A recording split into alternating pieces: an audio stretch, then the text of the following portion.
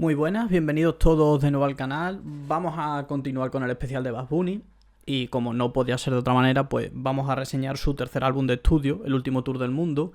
Ya comenté en el primer vídeo que me iba a saltar las que no iban a salir y Oasis porque los considero proyectos bastante menores y creo que no tienen cabida en el especial, al menos para mí. Por lo menos Oasis, las que no iban a salir igual, al final hago un extra y lo reseño. Pero Oasis no, porque me quiero centrar en la discografía solo de él. Y bueno, El Último Tour del Mundo es uno de sus discos más especiales, más alternativos, si se quiere llamar de alguna manera, y un disco que creo que fue bastante sorpresivo y bastante divisivo en su época. Y disco del que yo soy un gran defensor. Así que nada, dentro reseña.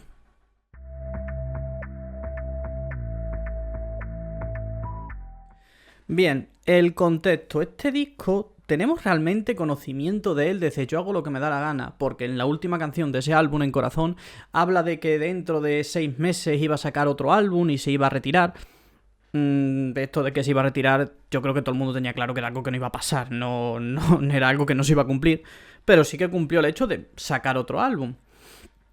Luego, a través de Twitter, el 24 de noviembre de 2020, 2020, 4 años ya desde que salió este proyecto, madre mía. Pues anunció el álbum, anunció el tracklist y 3 días después, como suele hacer Bad Bunny con muy poca antelación, el día 27 salió finalmente.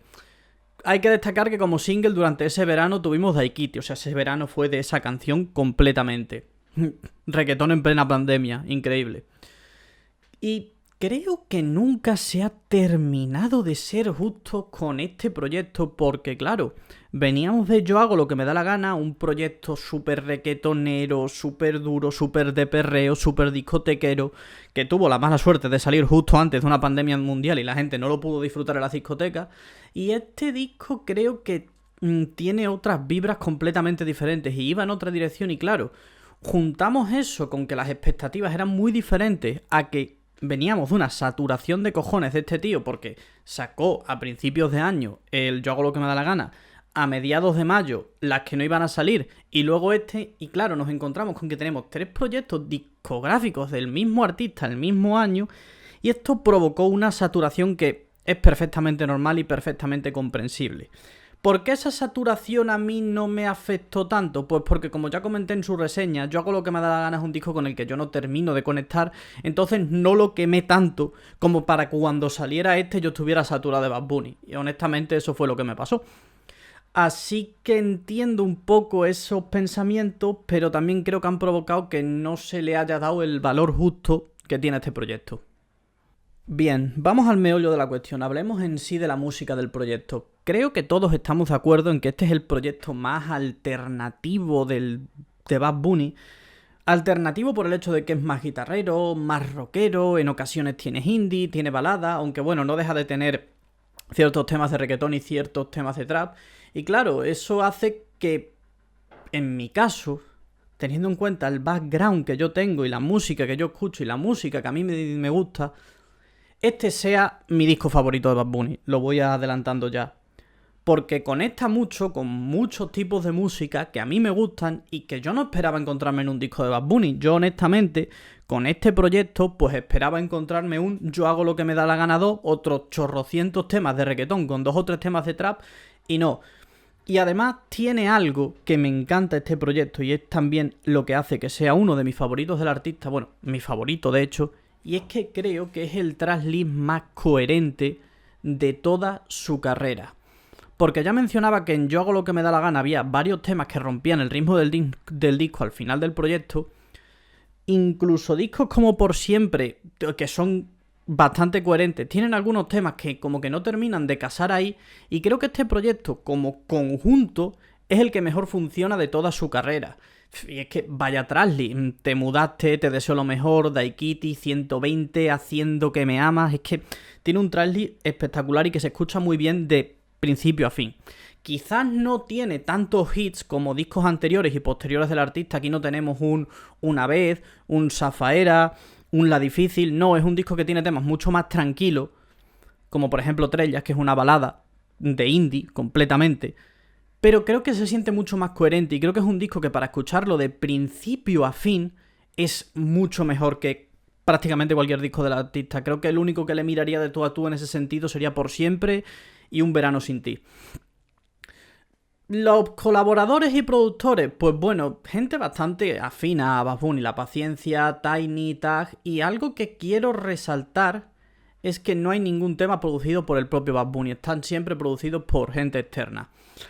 Quiero destacar la canción de Aikiti, que era una canción de Mora, de hecho es el productor y escritor del tema, y al final acabó en este proyecto de Bad Bunny y es quizás la canción más reconocible del proyecto, quizás porque también es el single más radiable, y creo que fue un acierto, la verdad. No sé cómo hubiera sonado con la voz de Mora, ya he comentado alguna vez que no es un artista que me guste especialmente. De hecho es curioso porque las dos veces que más me ha gustado Mora ha sido en esta producción y en una vez en Yo Hago Lo Que Me Da La Gana, y creo que es un detalle a comentar. Otras dos cosas que quiero destacar en este proyecto.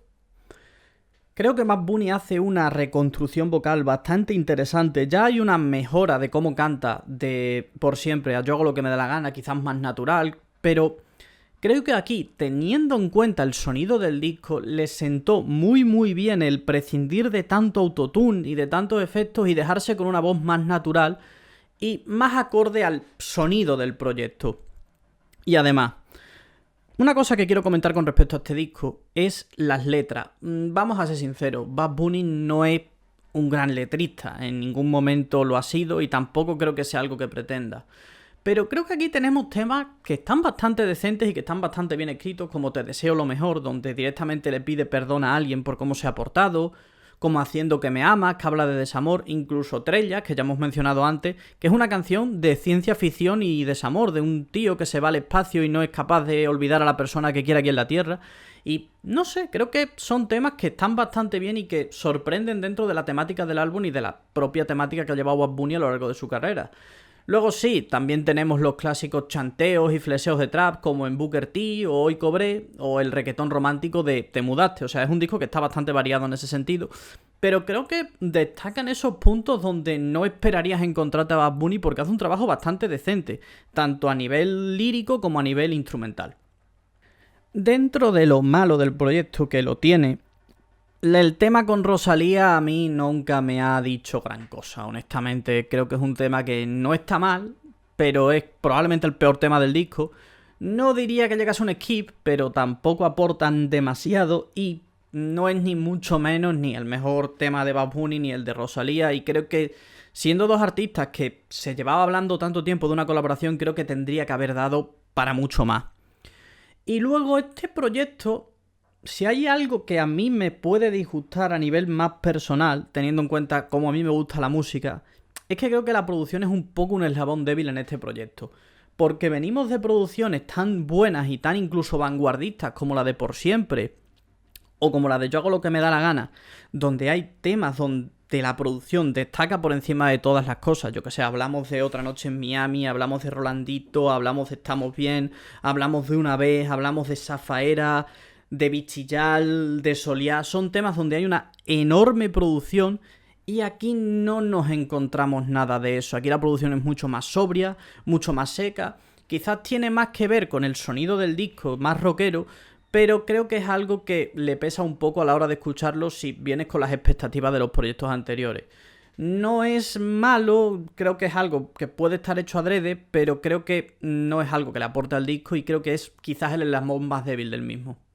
Y en conclusión y como una reflexión final, a mí me encanta este proyecto, ya he dicho que es mi proyecto favorito de Bad Bunny, ya dije en la reseña de Por Siempre que yo voy a reservar el 10 solo para el disco favorito mío de cada artista, o sea que ya os podéis imaginar si digo esto qué nota le voy a dar a este proyecto.